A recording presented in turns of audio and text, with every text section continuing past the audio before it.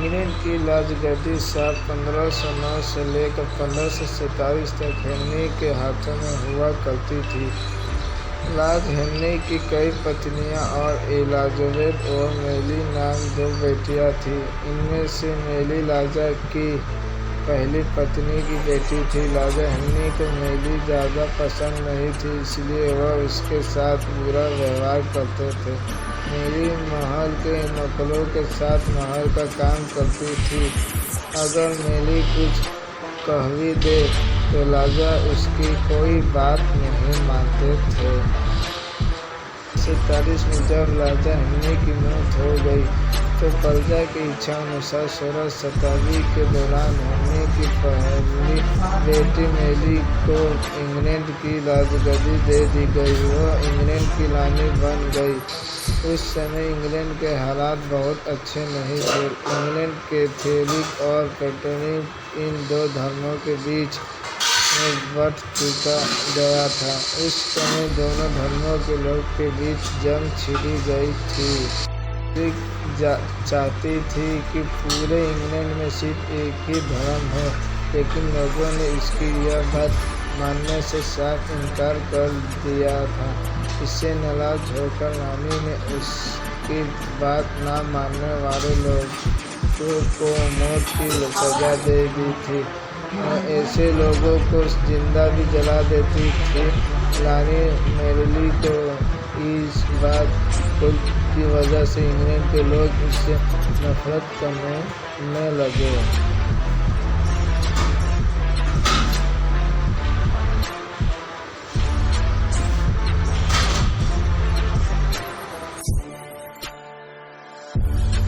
ऐसा भी कहा जाने लगा कि रानी मेरी कुंवारी जवान लड़कियों के खून से नहाती थी।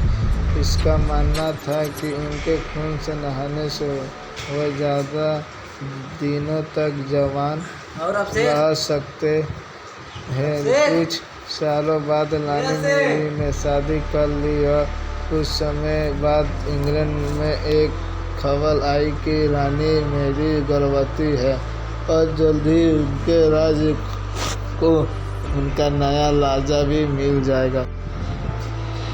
इस बात से हर सभी खुश हुए, लेकिन उस समय रानी मेरी के साथ बहुत ही अजीब घटना हुई। इनके गर्भ से किसी भी बच्चे का जन्म नहीं हुआ, बल्कि कुछ ही महीनों के बाद रानी मेरी के पेट सिर्फ एक समान हो गए। वहाँ के ओझा लोगों ने अपनी तंत्र विद्या से बताया कि रानी मेरी के गर्भ में कोई बच्चा नहीं बल्कि एक भूत आकार निवास करता है। कुछ समय बाद फिर रानी मेरी के गर्भ में हुई भूत आकार रहने लगा और वह फिर से गर्भवती हो गई। इस बार भी रानी को कोई बच्चा नहीं हुआ और इस घटना के कुछ ही दिनों के बाद रानी मेरी की मृत्यु हो गई। इसके बाद मेरी की छोटी बहन एलिजाबेथ को इंग्लैंड की राजगद्दी पर बैठाया गया और एलिजाबेथ इंग्लैंड की रानी बन गई। रानी मेरी की करतूत की वजह से इंग्लैंड को लोगों उससे निर्दोषी औरत मानते थे। वहीं जब उसके गर्भ में बच्चा की जगह एक भूत का निवास होने लगा तो लोग ने उसे शादी भी करार दे दिया और इसी वजह से उसके लोगों ने ब्लडी मेरी का नाम दिया।